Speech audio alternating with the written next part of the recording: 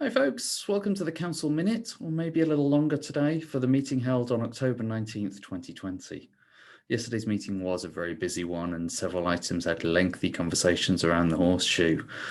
First up was the tabling of the 2021 draft budget, which was presented by the CAO. Following that conversation, the budget now moves on to a public meeting, which this year will be held at Meaford Hall to allow for good physical distancing on Wednesday, October the 28th. After that, there'll be some detailed council consideration on November 9th and 10th, and the public is also welcome at those sessions.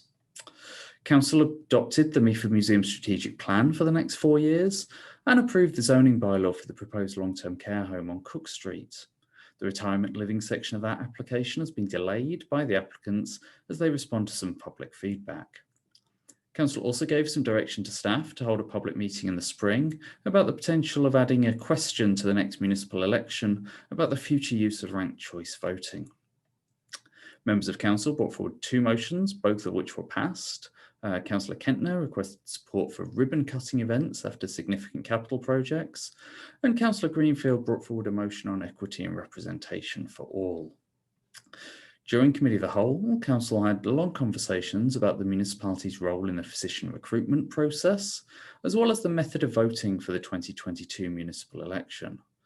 After some debate, they recommended the use of a combination of in-person and mail-in ballots for that election.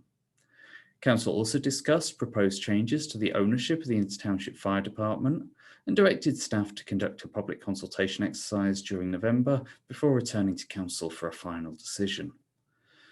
With the exception of that ITFD item, final decisions on all of those Committee of the Whole items will be made at the next Council meeting on November the 2nd. If you've got comments on these items, please give your input to members of Council before then, or come to the next meeting at Meaford Hall. They'll continue to take place at Meaford Hall for the next little while, so we can have appropriate distancing of Council staff and the public, and they'll be starting at 1 o'clock. We still ask that you register in advance if you wish to speak.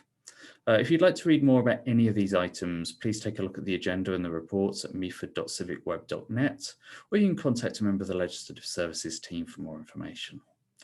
Till next time, take care.